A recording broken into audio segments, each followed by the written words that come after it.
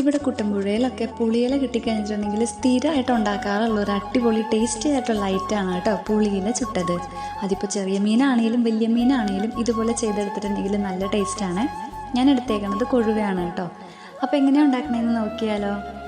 വാളംപുളിയില കുറച്ച് അധികം എടുത്തിട്ടുണ്ട് കേട്ടോ. ഇനി അതിൻ്റെ തണ്ടിൽ നിന്ന് ഇല ഇതുപോലെ സെപ്പറേറ്റ് ആക്കി മാറ്റണം.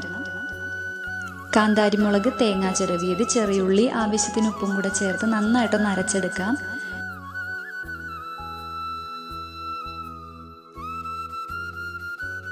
പുളിയില കൂടുതലുള്ളതുകൊണ്ട് സെപ്പറേറ്റ് ആണ് കേട്ടോ അരച്ചെടുക്കുന്നത്. ഇനി ഈ അരപ്പെല്ലാം കൂടെ കൊഴുവയിലോട്ട് ചേർത്ത് കൊടുക്കാം. കുറച്ച് മഞ്ഞൾപ്പൊടി, വെളിച്ചെണ്ണ കൂടെ ചേർത്ത് മിക്സ് ചെയ്ത് കൊടുക്കാം.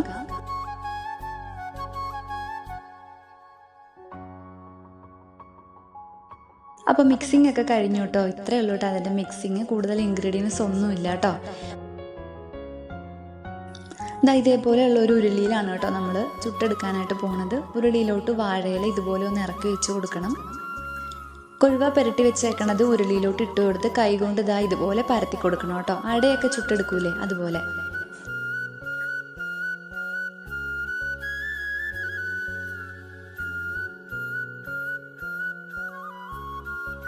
വേറൊരു വാഴയില കൊണ്ട് മൂടി വെക്കണം. ഇടയ്ക്കൊന്ന് ഇല മാറ്റി വെള്ളം വറ്റിയോ എന്ന് നോക്കണം. മൂടി വെച്ച വാഴയിലയിലെ ഈർപ്പം മാറിയോ എന്ന് നോക്കണം കേട്ടോ. അതാണ് അതിൻ്റെ പരുവം. മറിച്ചും കൂടി ഇട്ട് കൊടുത്തിട്ട് ചെറു തീയിൽ കിടന്നൊന്ന് വേവട്ടെ കേട്ടോ.